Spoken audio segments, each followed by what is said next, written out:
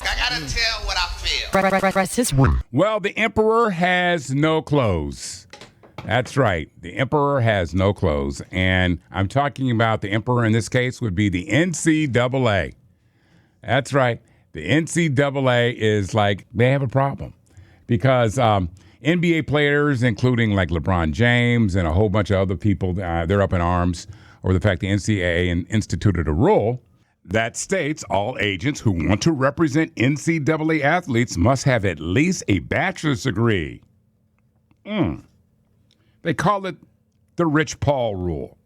Doesn't make sense to me because the NCAA doesn't require an athlete to have a degree. See, you know what they're doing here? It's like they're trying to move the bar.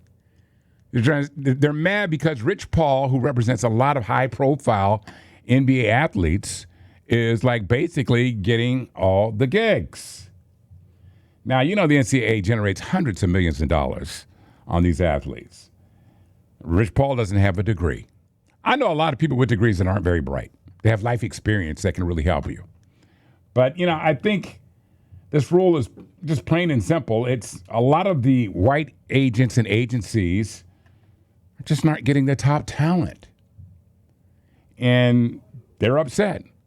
I call it the gentrification of sports agency. You know, because what they have done, they moved that bar. They moved the bar so Rich Paul could not represent athletes by saying you have to have a degree because they know he doesn't have a degree. Like I said, you don't need a degree to be good at what you do. It's just like if you had a degree in singing. Let's say you have a master's degree in singing, but you can't sing. Okay, you get my point?